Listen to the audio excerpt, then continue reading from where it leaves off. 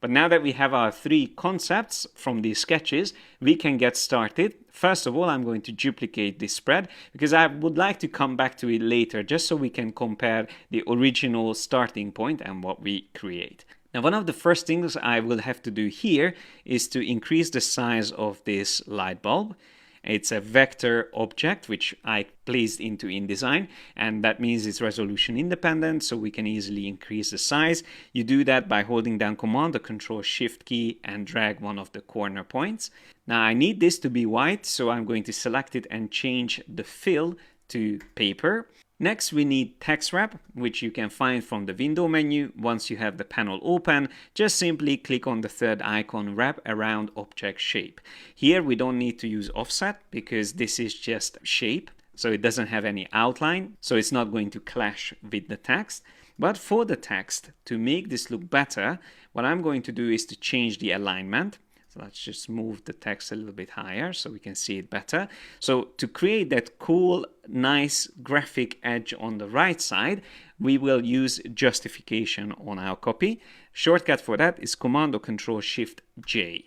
So there's justification enabled. But if you press T on the keyboard, having the type selected, you can also choose the option here, justify with last line aligned left. Now, since the text frame is really wide, we don't need hyphenation, so this is something I'm going to turn off. You can find this in the paragraph options and just simply turn off hyphenate.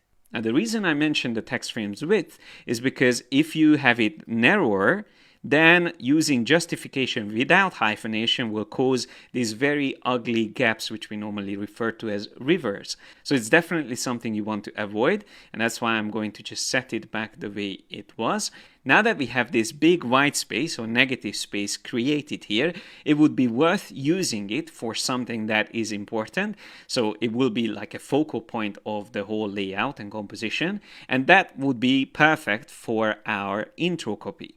Now, for this to be able to work here, since we have a text wrap on that light bulb icon, we will have to use Command or Control B on this text frame and choose Ignore Text Wrap.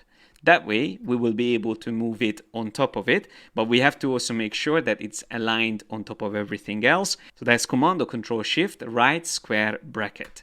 That way it jumps up to the top, and now we just have to adjust the frame, make it smaller, something like that. I don't want any hyphenation here, so let's take that off. I will align this copy to the center because we have a nice symmetrical shape behind it. So let's keep the copy also symmetrical. That's Command or Control Shift C quickly. And I'm going to hold down Command or Control Shift and drag this up just to increase the size. Double click here just to snap the frame in, and I think that looks good. But now there is one very important issue here, and that is we can't really have copy close to the center of the spread. This is what we would refer to as the gutter, and another term which is quite important, the creep, which again helps us to make sure that we don't place copy too close to the center, again, where the stitching is going to be or the binding. And if you have any text close to that, it's going to cause problems. So the viewers won't be able to read things properly. Even important parts of images shouldn't fall into the exact center. So what we need to do is to select both of these together, and let's keep moving them to the left until our copy is safe. I would say it needs to be a little bit further in, so I'm going to just drag this text frame in. Something like that looks a little bit already better. Maybe let's just move it a little bit further in just to be on the safe side. So if we look at this, now we are within our margins. And by the way, I have several columns here. That's what you see now. And I just press W on the keyboard to switch between normal and the preview mode. I prefer to use preview mode for the tutorial just to keep it easier for you to follow what I'm doing. Now, what I think I'm going to do here is to have this last paragraph moved on the other page. So I'm going to cut this out, Command or Control X, and I'm going to place it in a separate text frame. You can use threading as well in InDesign for this, but for now I actually would like to keep it completely independent, so I will create a separate text frame and just paste that copy in there. We will worry about this later, but this way now we have a little bit more space to play around with here on the left side, and I feel like we can probably move these two together a bit more towards the left. Now you can also group them together. That's Command or Control G, and that will just make it easier to select this whole thing in the future. Now that we have them roughly in place, it's time to also play a little bit around with the image. I feel like it would look better if we have an overlap between the two pages. So what I'm going to do is to drag the text frame to the left. I will drag it down. It's important that I would like to have this whole silhouette of the light bulb completely visible. So we have to make sure it has a definition on the top, on the bottom.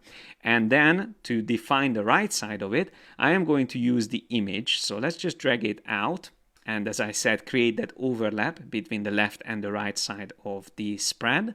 It can probably come a little bit further, so I'm just going to hold down the Command and Shift keys or Control and Shift keys together and drag it out. Once again, I'm looking for that bottom part of the light bulb. This is quite important to define and make the silhouette visible. So I think now that looks better. We can adjust again our body copy and align it. Can come down a bit like that. Yep, I think that looks quite nice now.